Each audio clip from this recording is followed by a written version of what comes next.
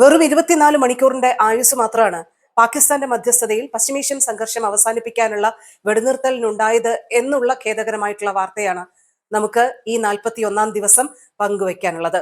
2026 April 9 ഇന്ന് ഇരു കക്ഷികളും വീണ്ടും പഴയ ഭീഷണികളിലേക്ക് മടങ്ങി വന്നിരിക്കുന്നു എന്നുള്ള യാഥാർത്ഥ്യത്തിലേക്കാണ് ലോകം കണ്ണു തുറന്നിരിക്കുന്നത്. വെടിനിർത്തൽ നിലവിൽ വന്നു എന്ന് നമ്മൾ വിശ്വസിച്ച ഇന്നലെയും രാത്രികളിൽ വലിയ രീതിയിലുള്ള ആക്രമണ ഭീഷണികളും മുന്നറിയിപ്പ് സൈറണുകളും ഒക്കെ മുഴങ്ങുന്നത് നമ്മൾ എല്ലാവരും കേട്ടതാണ്. വെടിനിർത്തലിലെ ധാരണകൾ ആദ്യം തന്നെ അമേരിക്കയും ഇസ്രയേലും ലംഘിച്ചു.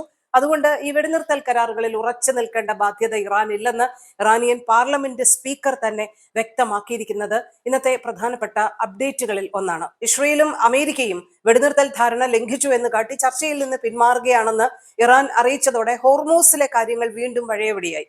ഹോർമൂസ് അടച്ചിടും എന്നുള്ള നിലപാട് ഇറാൻ ആവർത്തിക്കുകയാണ്. ഇതോടെ ആഗോള വിപണിയിൽ എണ്ണവില കുതിച്ചു കയറുന്ന ഒരു കാഴ്ചയാണ്.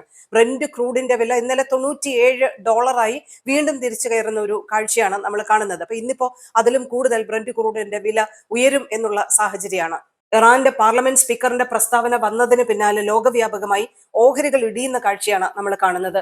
യുഎസിൽ ഫ്യൂച്ചേഴ്സ് വിപണി 0.1% വരെ നഷ്ടത്തിലാണ് വ്യാപാരം തുടങ്ങിയിരിക്കുന്നത്. ഇന്നലെ വെടിനിർത്തൽ പ്രഖ്യാപനം നിലവിൽ വന്നു, ഹോർമൂസ് തുറന്നു എന്നുള്ള പ്രഖ്യാപനത്തെ തുടർന്ന് ഇന്ത്യൻ ഓഹരി വിപണികളിലടക്കം ആവേശമുണ്ടായിരുന്നു. ഇന്ത്യയിൽ സെൻസെക്സ് 2946.32 പോയിന്റാണ് ഇന്നലെ മുന്നേറിയത് എന്നുള്ള ഒരു കാര്യമാണ്. പക്ഷെ ഇന്നിപ്പോ വലിയ രീതിയിലുള്ള തകർച്ചയും കാര്യങ്ങളുമാണ് ലോക വിപണികളെ കാത്തിരിക്കുന്നത് എന്നുള്ളതാണ് ഏറ്റവും പ്രധാനപ്പെട്ട കാര്യം. വെടിനിർത്തൽ കരാർ ലംഘിക്കപ്പെട്ടതോടെ ഇറാനുമേൽ വലിയ രീതിയിലുള്ള സമ്മർദ്ദം ശക്തമാക്കിയിരിക്കുകയാണ് US പ്രസിഡന്റ് ഡൊണാൾഡ് ട്രംപ്. യഥാർത്ഥ കരാർ നടപ്പിലാകുന്നത് വരെ ഇറാനിലും പരിസരത്തും എല്ലാ US കപ്പലുകളും വിമാനങ്ങളും സൈനികരും തുടരും എന്നാണ് അദ്ദേഹം പറഞ്ഞിരിക്കുന്നത്. പൂർണ്ണമായും ഇറാനെ നശിപ്പിക്കാൻ ആവശ്യമായിട്ടുള്ള ആയുധങ്ങളും മറ്റു സജ്ജീകരണങ്ങളും സൈന്യത്തിന്റെ പക്കലുണ്ടാകും. എന്തെങ്കിലും കാരണവശാൽ കരാർ പാലിക്കപ്പെട്ടില്ലെങ്കിൽ ലോകം ഇതുവരെ കണ്ടിട്ടില്ലാത്ത വിധം ശക്തമായ ആക്രമണം ആരംഭിക്കുമെന്നും ഹോർമൂസ് കടലിടുക്ക് തുറന്നു കൊടുക്കാമെന്ന് ഇറാൻ സമ്മതിച്ചതാണ്. അതിന് ഇറാൻ തയ്യാറായില്ലെങ്കിൽ വലിയ രീതിയിലുള്ള പ്രത്യാഘാതം ഉണ്ടാകുമെന്നും അമേരിക്കൻ പ്രസിഡന്റ് ഡൊണാൾഡ് ട്രംപ് ട്രൂത്തിൽ വീണ്ടും കുറിച്ചിരിക്കുന്നതും ഈ സമയത്ത് പറയേണ്ട പ്രധാനപ്പെട്ട കാര്യമാണ്.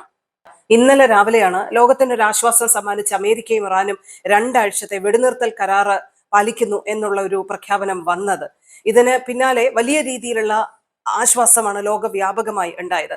പക്ഷേ ലബനോനിൽ ഇസ്രയേൽ ആക്രമണം തുടർന്നതോടെയാണ് ഇറാൻ ഹോർമൂസ് കടലിടുക്ക് വീണ്ടും അടച്ച് നിലപാടുകൾ കടുപ്പിച്ചത്. എന്തായാലും 24 മണിക്കൂറിനകം പാകിസ്ഥാന്റെ മധ്യസ്ഥതയിൽ വന്ന വെടിനിർത്തൽ ധാരണ ലംഘിക്കപ്പെടുന്ന കാഴ്ചയാണ്, പൊളിയുന്ന കാഴ്ചയാണ് നമ്മൾ കണ്ടത്. ഏറെ നിരാശപ്പെടുത്തുന്ന വാർത്ത തന്നെയാണ് പശ്ചിമേഷ്യൻ സംഘർഷവുമായി ബന്ധപ്പെട്ട് വന്നിരിക്കുന്നത്. ഇന്നിപ്പോ നാട്ടിലെ വോട്ടെടുപ്പ് പുരോഗമിക്കുന്ന കാഴ്ചയാണ്. സംസ്ഥാന നിയമസഭാ തെരഞ്ഞെടുപ്പിന് മികച്ച പോളിംഗ് ആണ് നാട്ടില് രേഖപ്പെടുത്തുന്നതെന്നുള്ള റിപ്പോർട്ടുകളാണ് ഈ ഘട്ടത്തിൽ ഷെയർ ചെയ്യാനുള്ളത്. ഒരുപാട് പ്രവാസികൾ ഈ പ്രതിസന്ധിയുടെ ഘട്ടത്തിൽ പോലും പൈസ മുടക്കി നാട്ടിലേക്ക് വിമാനം കയറി വോട്ട് ചെയ്യാൻ എത്തുന്നു എന്നുള്ളതും ജനാധിപത്യത്തിന്റെ സുന്ദരമായിട്ടുള്ള കാഴ്ചയാണ്, ആവേശം ജനിപ്പിക്കുന്ന കാഴ്ച തന്നെയാണ്. പ്രവാസികളെ സംബന്ധിച്ചിടത്തോളം വോട്ടും വോട്ടെടുപ്പും ഈ ഓരോ ഘട്ടവും അത്യധികം ആവേശത്തോടെയും ആകാംക്ഷയോടുകൂടിയുമാണ് അവരെ എല്ലാ ഘട്ടവും ഉറ്റുനോക്കിയിട്ടുള്ളത്. അതിപ്പോഴും തുടരുന്നു എന്നുള്ളതാണ് ഈ വാർത്തകൾ നോക്കുമ്പോൾ മനസ്സിലാക്കാൻ പറ്റുന്നത്. UAE ഇപ്പോൾ ഓൺലൈൻ വിദ്യാഭ്യാസമാണ് നടക്കുന്നതെന്ന് അറിയാലോ. എന്തായാലും ഓൺലൈനായി തന്നെ അഡ്മിഷനുമായി ബന്ധപ്പെട്ട നടപടികളും കാര്യക്ഷമമാക്കിയിരിക്കുകയാണ് ദുബായിലേതടക്കം സ്കൂളുകൾ ഇപ്പോൾ ചെയ്യുന്നത്. ഇതിൽ ഓൺലൈൻ രജിസ്ട്രേഷൻ, വെർച്വൽ അഭിമുഖങ്ങൾ, മൂല്യനിർണ്ണയം എന്നിവയെല്ലാം വീട്ടിൽ വെച്ച് തന്നെ പൂർത്തിയാക്കാൻ കഴിയുന്ന രീതിയിലാണ് സ്കൂളുകളുടെ പുതിയൊരു ഡിജിറ്റൽ ക്രമീകരണം വന്നിരിക്കുന്നത്. ഇപ്പൊ സ്കൂളുകളുടെ ഔദ്യോഗിക വെബ്സൈറ്റ് വഴി രക്ഷിതാക്കൾക്ക് കുട്ടികളുടെ വിവരങ്ങൾ അപ്ലോഡ് ചെയ്യാം. ചെറിയ കുട്ടികൾക്ക് വെർച്വൽ അഭിമുഖങ്ങൾ ഷെഡ്യൂൾ ചെയ്യാനും അപ്പോൾ ഉയർന്ന ഗ്രേഡുകളിൽ പഠിക്കുന്ന കുട്ടികൾക്ക് ഓൺലൈൻ വിലയിരുത്തൽ നടത്തുന്നതിനും അവസരം ഒരുക്കിയിട്ടുണ്ട്. കുട്ടികളുടെ അഡ്മിഷൻ സ്വീകരിച്ചു കഴിഞ്ഞാൽ സീറ്റ് റിസർവ് ചെയ്യാനുള്ള ഫീസ് ഓൺലൈനായിട്ട് നിങ്ങൾക്ക് അടയ്ക്കാവുന്നതാണ്. നേരത്തെ നേരിട്ട് ചെയ്തിരിക്കുന്ന എല്ലാ പ്രവേശന നടപടികളും സ്കൂളുകൾ ഓൺലൈനായിട്ട് ഇപ്പോൾ നടക്കുകയാണ് എന്നുള്ളതാണ് ഏറ്റവും പ്രധാനപ്പെട്ട ഒരു കാര്യം. അബുദാബി വിദ്യാഭ്യാസ വകുപ്പ് ഓൺലൈൻ ക്ലാസ്സുകളിൽ ഹാജർ നിർബന്ധമാണ് എന്നതടക്കമുള്ള പ്രധാനപ്പെട്ട മാർഗനിർദ്ദേശം ഇപ്പോൾ പുറത്തിറക്കിയിട്ടുണ്ട്. ഓൺലൈൻ ക്ലാസ്സുകളാണ് എന്നുള്ളത് കൊണ്ട് വിദ്യാഭ്യാസ രീതികളെ ലാഘവത്തോടെ സമീപിക്കരുത്. വളരെ ഗൗരവമായി നിങ്ങളൊരു റെഗുലർ ക്ലാസ്സിൽ എത്തുന്നതിന് തുല്യമായിട്ടുള്ള അതേ നടപടികളുടെ ഗൗരവം ഓൺലൈൻ ക്ലാസ്സുകൾക്ക് ഉണ്ടെന്നാണ് അബുദാബി വിദ്യാഭ്യാസ വകുപ്പ് ഓരോരുത്തരെയും ഓർമ്മപ്പെടുത്തുന്നത്.